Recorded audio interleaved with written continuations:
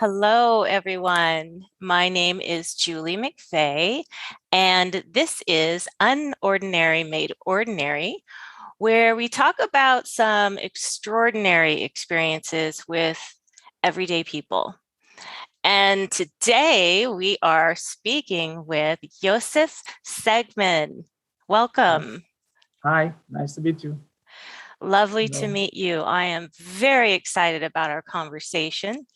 And I was hoping to get us started, if you could just share a little bit about yourself, a little bit about your background.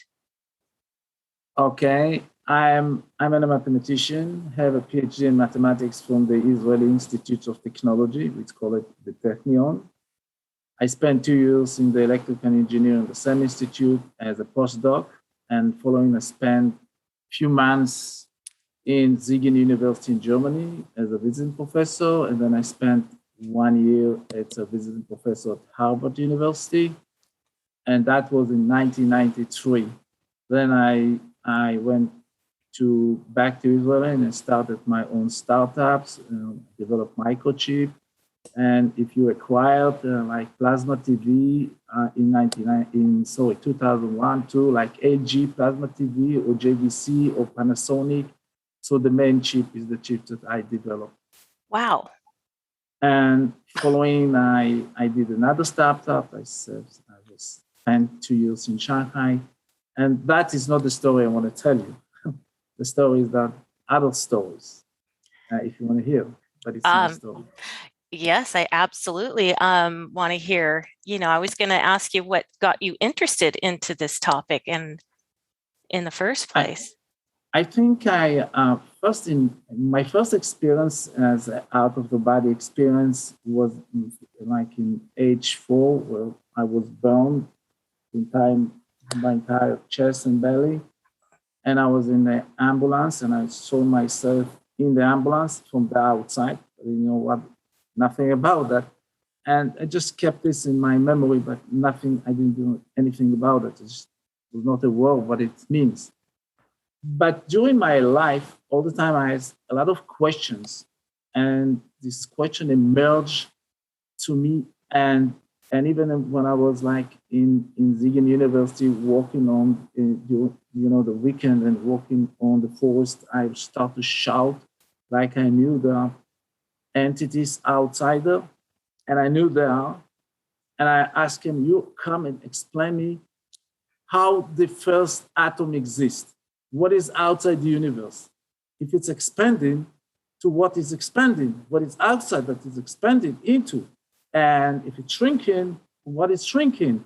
What is the soul? What does it mean? What is the consciousness? What happens after we die? I want to know everything. I just wanted to know. And I had thousands of questions.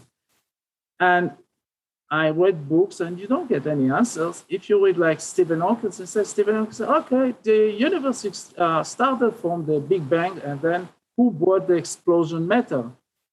From where it's come from? It does not matter if the universe is spread out or it's in a tiny, little tiny atom. It doesn't matter. It's still matter. So who brought this the first matter? How does this exist? So I had a lot of questions, and I wanted to know.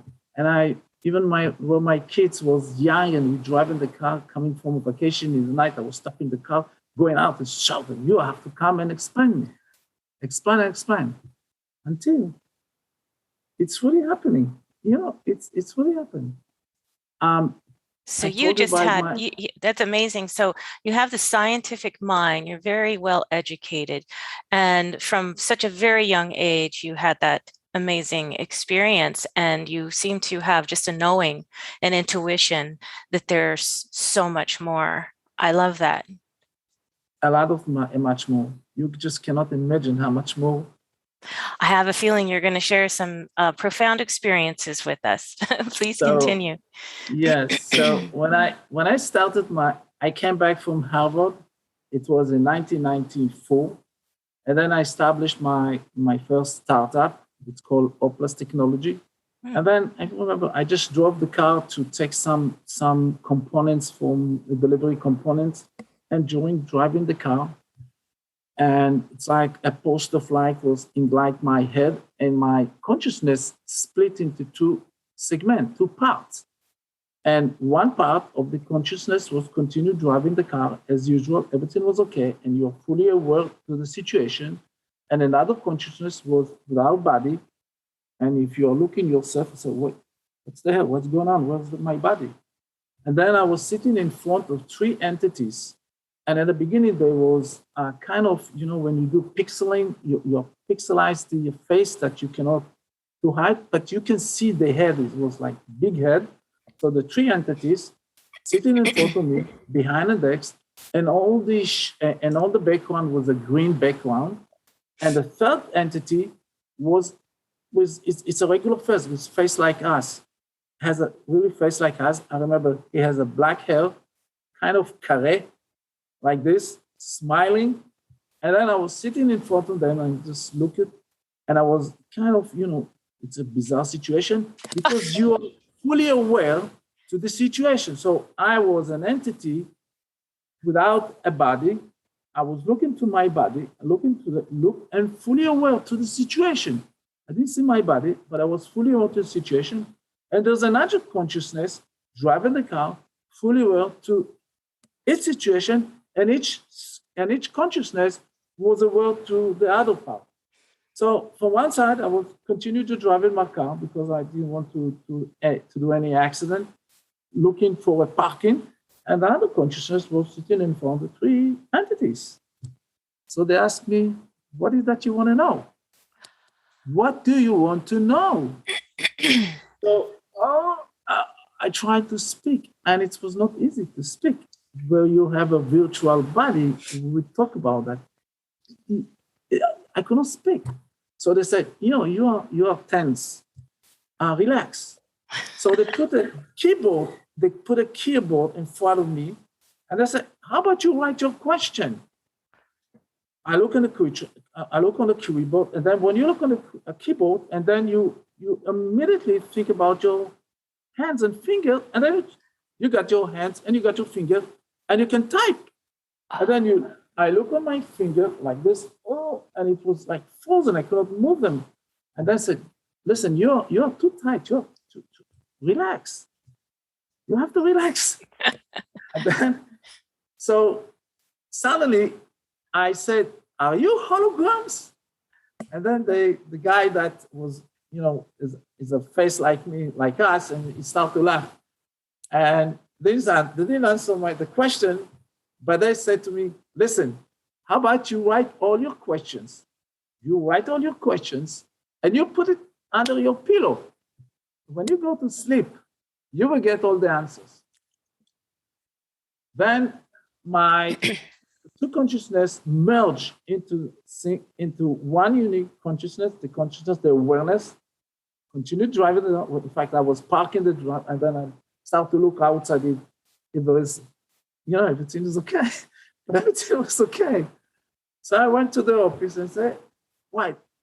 Then you start to have questioning, is it real or not? You put a doubt of the situation because you say, maybe it's not so real. Yes, no.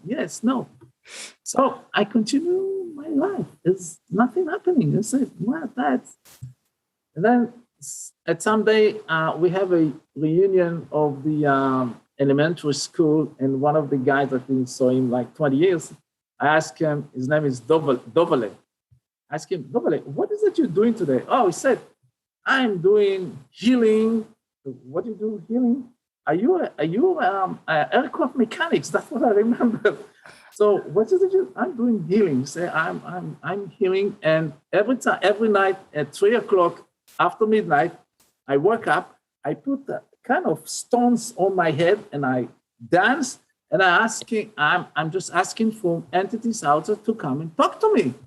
What? I said yes. So I said, listen, I have to tell you a story. What's happening to me? So I said, this is what's happened to me. He said, you're nuts. Go and do what they're asking to you. They just put your question in and all this. I said, okay. But he didn't do anything. So we continued the startup. Startup is demanding. And we had a meeting with, do you remember, I don't know if you know, it was a company in 1993, 4, 5, 6, it was a big company called National Semiconductor. It's an American company, was acquired by Texas Instruments later on. We had a meeting with National Semiconductor to discuss how can we cooperate together. And we sit in the room, like in a circle like that. And then we have discussion and everything okay. And then suddenly I felt that someone struggled me like this. I could not talk. I really put my hands like this. But there's nobody there. And it's someone you can't, but it's okay. You can breathe, but you go with this. You can't do anything that. So I ran and said, listen, I called to my wife. I went home, talked to my wife, said, listen, I can't it's like someone put it's struggling. I can't breathe. It's going like this. He said, how about you get this sign and you start to put your question and see what's happening? So I would sit down and I started to write hundreds of questions. You can't believe so many questions. I said, let's put it under the pillow and see what's happening. And you'll be amazed. I started to have out-of-body experience. They took me a full course and they taught me a question and a full dialogue, course. It's out-of-the-body course done not by me, by them.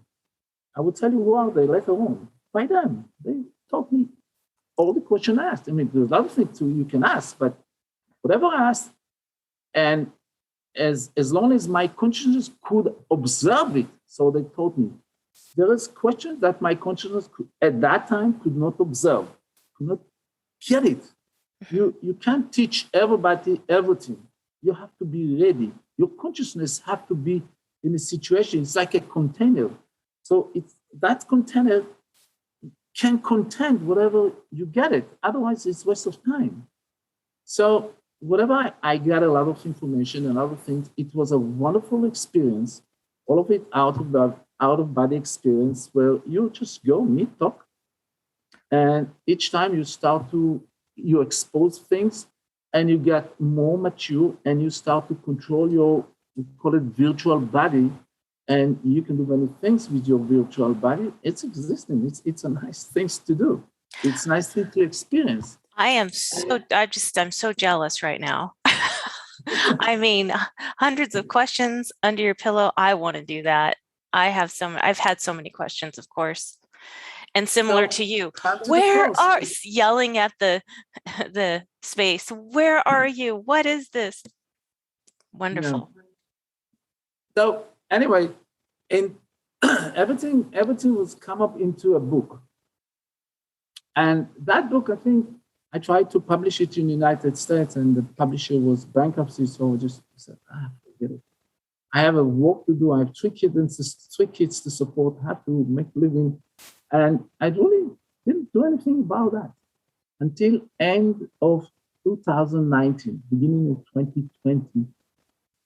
We had a kind of revolution in the company. And the same day that revolution happening was the emerge of the corona. And I don't know about how much you know about the Hebrew religious, about the Old Testimony.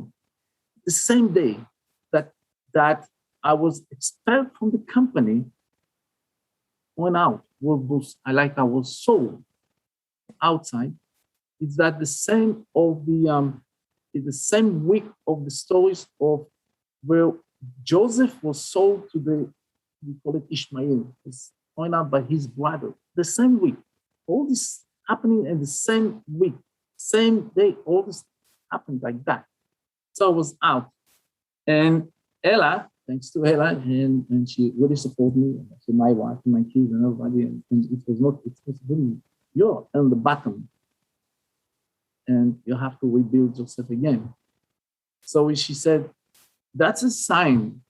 And let's start to do the courses. Let's teach. Let's change. We have to make a change. You have the knowledge. Take the knowledge outside. Let's do that. And she quit the work. So you're teaching the courses that the entities taught you? Yes, we teach. So you're teaching, what you learned May Yes, I and ask? I also publish papers and scientific papers. I publish a scientific paper. It's published in the Science and Philosophy, how the universe exists out of total nothing. I Okay. published another paper about the pure consciousness. I published a paper in physics about warp drive, how you remember, I don't know if you know Star Trek, January said, warp 10, warp 5. So about warp drive, I published another paper, actually how to build a Stargate. You know, Stargate, you go inside, boom, go to another planet. So I wrote the paper, the mathematics, how to do that. And the paper was just published 2 months ago, both of them. And I'm writing another paper about like everything, how from the physics, what is tunneling, how this can happen, how all these scenarios in physics, how they can happen, and that the bottom line is that what is the message that we have to give to the general public. And when we started the courses, it's like we knew the connection with them, and I met them again. So this time, when I met them, all of them were with the clear face. I could see them, all of them, three of them, the same face. And I met them a few times like before, and they said, "You are one of us. You are one of us." And so I looked at them and said, "I want to see your world. Just take me to your." So I told you, it's like we're talking now. It's the same, but virtual. Think about virtual reality. It's really virtual. So I want to see your world. And so it's no problem. The guy, it's like they're sitting in the same situation like the first time. It's like on my right, stand up, and he went to the background, which is green. He's doing like this with his finger, open the door. And then we all went inside. It's like we all stand up, and together we went to the world, which also my You're world. out of body at this time, though. Everything out of the body. Everything is out. Okay. Everything's out of the body. It's like it's reality, but it's like virtual reality, but it's reality. We just go there, and then what is amazing that virtually it's really like reality, because when we enter to the world, my world, first of all, you get a so much bright light. It's like you're doing like that. Wow, the light was so strong, and then take you a few minutes to adjust yourself, and then you look, and it was huge planet. And the planet, it's not like you are in the forest of Amazon. It's much like it's a little bit desert and a little bit trees here, and it's kind of a little bit water, a little bit dry. And then I went inside, and a lot of people coming, and then you come. A lot of people, then they were like in two lines, and we walk between, and everybody just like this. Hi, good to see you. We are so happy to see you. We are so happy to see you. So, what is my name here? And I say, your name here is Knock. Knock. All right. But I say, I have children and family in that world. I say, we know. And everything is okay. Don't worry. And then I start to visit again and again, and start to get conversation and asking questions and about their world. I think in this time, their world is not existing world, because it's at that time, a different time, it exists. So time is always existing. Swimming, remember, we can jump from time to time. Their time is, or our time, it's endless, always exists, timeless. But above that time is not existing. So if I'm in this time, in a linear time, so that time may be past and they may not exist. Anyway, but when you are out of body, you're on the metaphysical space where there is no time. It's like you can go from anywhere to whatever thing. It's just your virtual body start to create. Then you can move and talk. So Would you be called a star seed? I know that word is common these days. Do you know what Yeah, that I'm familiar? yes, I'm not, I'm not. I know that because Right. your name is not. And then it's like I then say, okay, country, good to see you, good to see you, good to see you. And then we start, several questions like, what is that you're eating? And say, oh, we are vegetarian, we don't eat. And remember, they said, we do not eat our animals. Remember, we do not eat our animals. So I say, what? What, a, what an answer. In our world, we eat our animals. They do not eat their animals because they treat their animals as our animals. We don't eat them. It's like we don't eat our family. We don't eat our family. That's the way to understand it. But they say, okay, we don't have so much animals like in your planet. In your planet, there's a lot of animals. We don't have so much animals. But there are a lot of, they're so spiritually, they have the consciousness, they control the consciousness. So I asked them, I have a dream for many years, and the dream came back to me again and again and again, where I saw a spaceship in the skies, and they're coming and attacking, and it was like great war. And I know this war was not in Earth. So is it that world relating to you? Is it the great war? It's happening where I was there? And they say yes. But then they didn't elaborate more. So on the next meeting, I asked them, you have to tell me about this war. And they said, all right, it was a great war between entities in the Milky Way.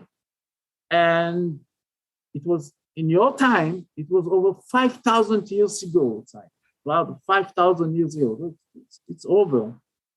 But so I said, why are you fighting? You are so high. What is that you're fighting for? He said, no, we don't fight on lands. We don't fight lands. We don't, it doesn't. We fight, or they fight, or the war started because of consciousness, of controlling the consciousness space, which is the metaphysical space. So I said, why to control others? That's how they said, listen, we have abilities, and they explore more and more, and they start to penetrate to other consciousness, other entities. There's a lot of in this.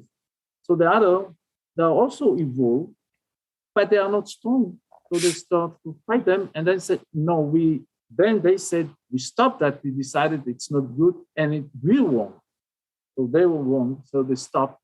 And then they said, all right, since then we established the Galactic Federation. So we do have a Galactic Federation. And that Galactic Federation, I do hope that is the reason we are starting to talk, and that's the message we want to give. If we want to be part of that Galactic Federation, we have to a little bit improve ourselves. We don't need all this, between us, each one eat another, fight nothing, because we have to be a unit, an Earth. It's not we are going to be, United States going to be part of the Galactic Federation. No, Earth going to be part of the Galactic Federation. It's okay that we have inside Earth different kind of cultures. Fine, nice. We have the French and we have the English and the Irish and American. And it's absolutely nice. But we don't fight by the name of the Lord. We stop that. No need.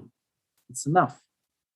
Then, if we are looking on the consciousness of the global consciousness of Earth, the people of Earth, that need to be improved, extended, so we can take part and be part of the Galactic Federation. And there is a Galactic Federation. I'm telling you, on the sky, there's a lot of spaceships traveling beyond speed of light. Jumping. So you're saying part of your courses is to help humanity raise their level of consciousness? Exactly. To raise us up to be part of this. Yes. Mm-hmm. We don't need to be any more isolated. We're kind of isolated, but we can just be part of something bigger. I have so many questions. My thoughts are all over the place. Continue, don't worry. I don't even know what to ask you. I have so many questions. But one is, for some reason, I'm curious, how long were the courses in the beginning to teach you some of the foundational things that you needed to learn? Was it every night? So you went out of body, or once a week? Almost every night. It was every night, and many times I woke up at like 3 o'clock. I was full of sweat, like I was after shower, and it's demanding. It's like a lot of energy from you. Wow. You meet entities. You go, you meet, and you talk, and you go, and you. And you brought all that information back to your body, to your brain? Yes, when your brain neurons synchronize with the virtual information, then it's downloaded. If your brain neurons does not synchronize with that virtual information, it will not be downloaded to your awareness. So when the experience is very strong and you download it back to your brain neurons inside, then you can write down, and you better write it down. Then, so it's so vivid. It's like you when you go and you look on your body and you say, okay, bye. I've worked with you. It's so many of us travelers, astral travelers, have a struggle with bringing all of the information back, and including me, I bring fragments of experiences back, and it's very frustrating, to not have learned how to do that. I think it's practice. I think the things that you do, it's a lot of practice, and when you do a lot of practice with this, and you start to be more aware of your virtual body, you talk to your virtual body, you think with your virtual. You need to think with your virtual body.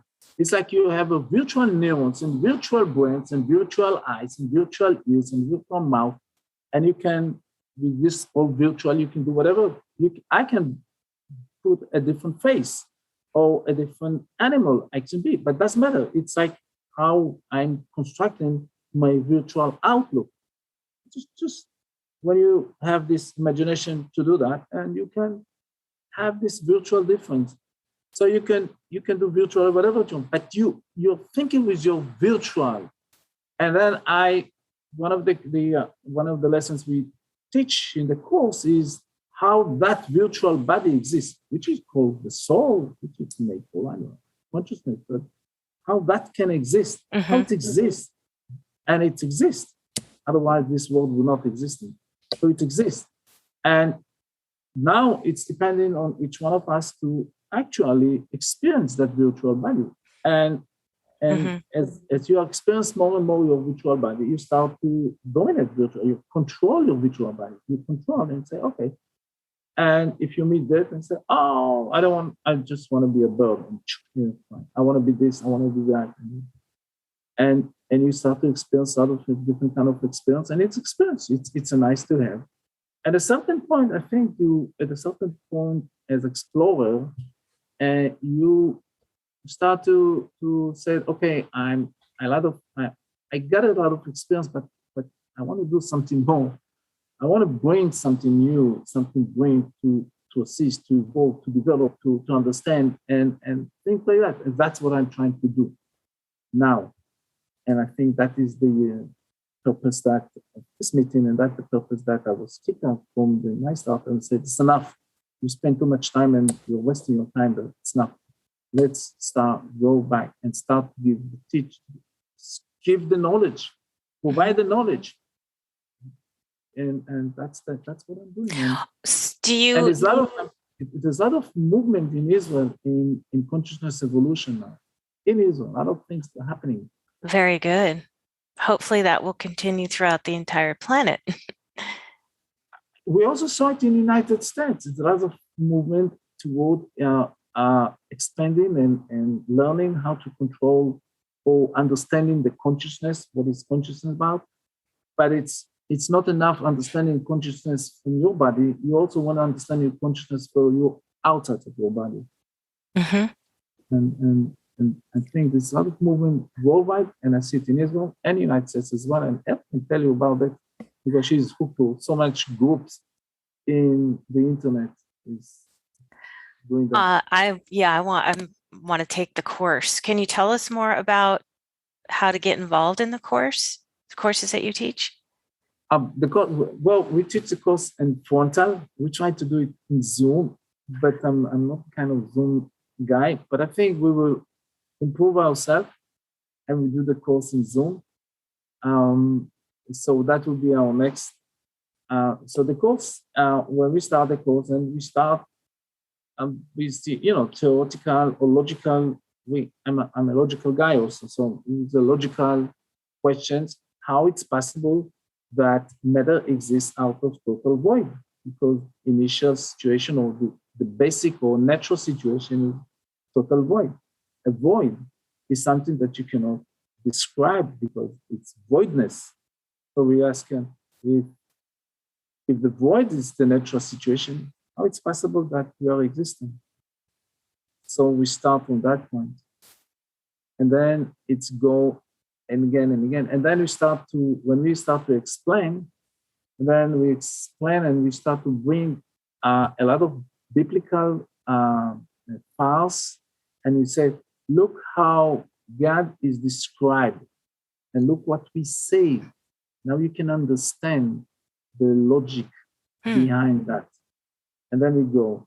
And even in I think one of the last lessons that we gave, I told them, do you know, we call it in Hebrew is Yecheskel, which is Ezekiel, prophet of the dry bones. Mm-hmm. Ezekiel. Mm-hmm. Yeah, it's called dry bones. And you say, okay, and God told him, you give a prophet that you can see how these bones, the dry bones, get all the flesh back to there, and then I give you, and then I tend to them so they will get the spirit and they will do. Is it possible? Is it logical? So we explain how it's possible to do that. As a mathematician, when I do signal processing in my computer, I can restore signals. I can restore back the signals.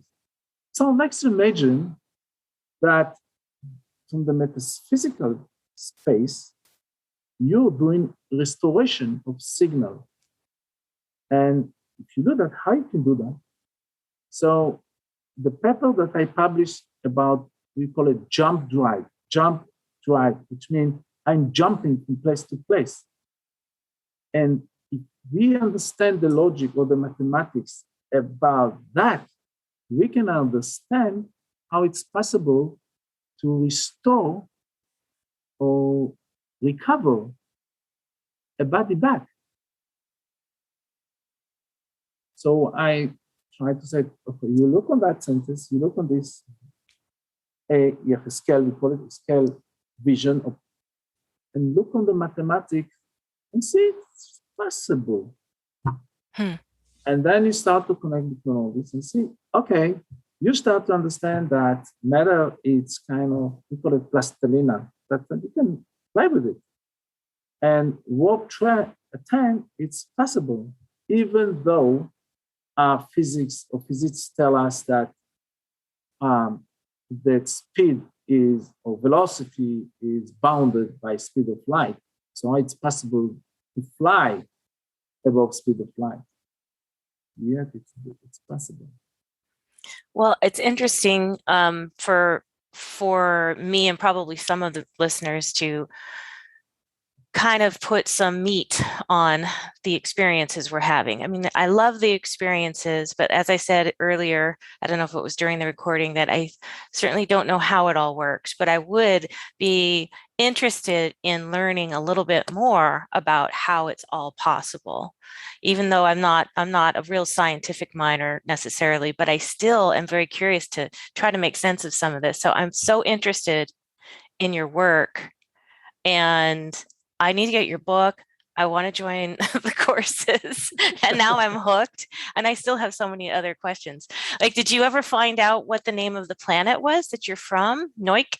Is it Noik? Knock. No. It's Arcturians. When I asked them, could you show me where's your location? Where's your star exactly? So immediately you get found a picture and they said, look. At the beginning, I think I was mixed up between Pleiadians.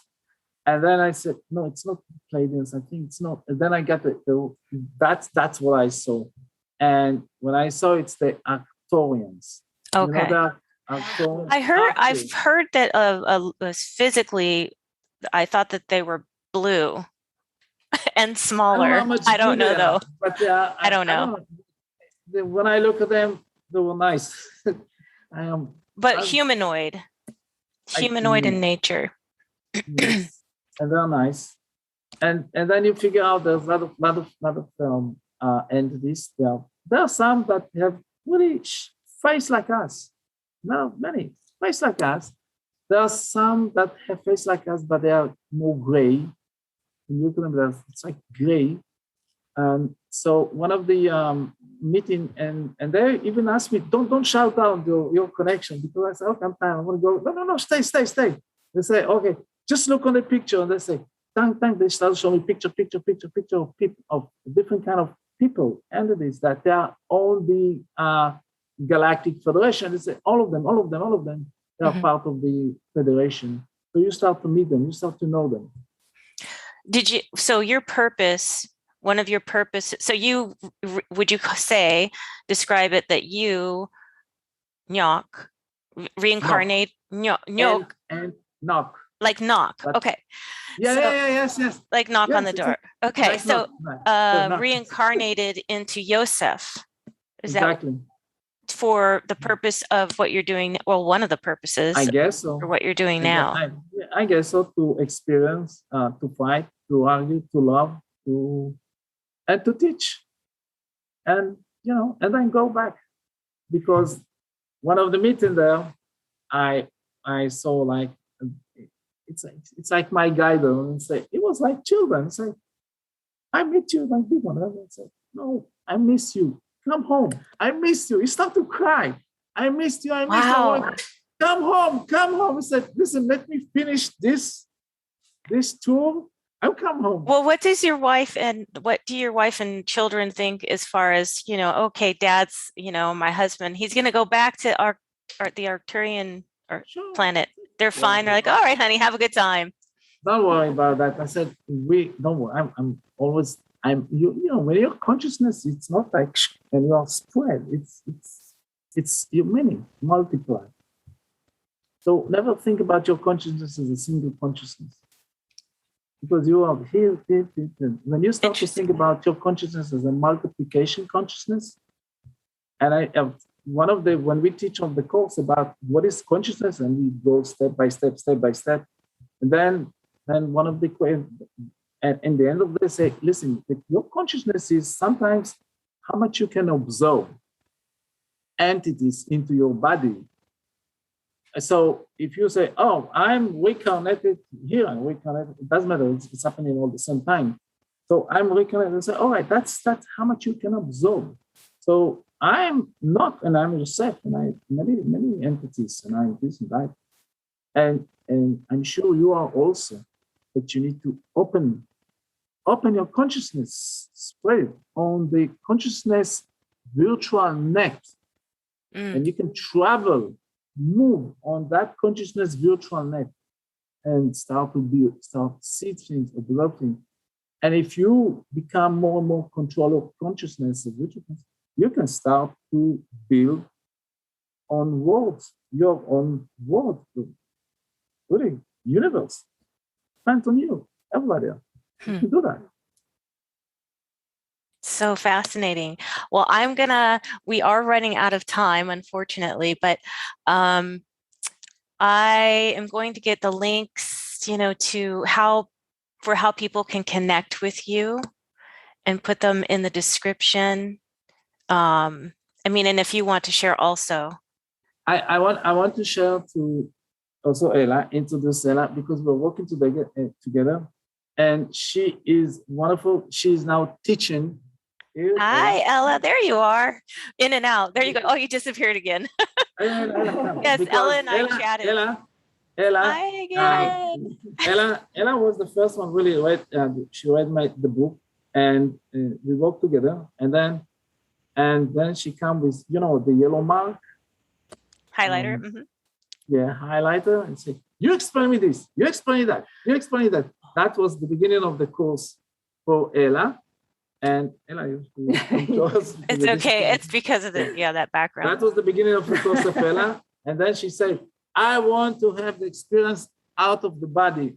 Teach me." I said, "Listen, I don't know how to teach you. I just go out. I just go out." Then she started to read a lot of books, Monroe. Robert Monroe, yeah. Monroe and William Buellman. And then at the end of the said, they helped me a little bit, but I didn't get how to do that. And then she read the book and listened to the Raduga. She listened to the pod of Raduga. Michael Raduga. And it's Michael has some good techniques. Yeah. Then it's working on her. And then she said, okay. And then she got a lot of experience doing that. And then she prepared her own course. And that's what we're going to get another course, how to do out of the body experience from somebody that really done it in a kind of user manual. Because I don't have user manual. I just say, go out and it's okay. So she has a user manual, how to do it. Nice, yeah. And then we call it the advanced course, how to do that.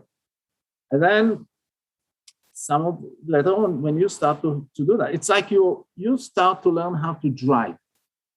The first thing is how to drive. So there's a natural guy that just go inside the car and just put boom and he drive without any course. But there's some need to teach them how to drive. So they start to get experience how to drive. Sure. But then they start to get experience how to drive far or in different ways. Right. Things like that. Sure.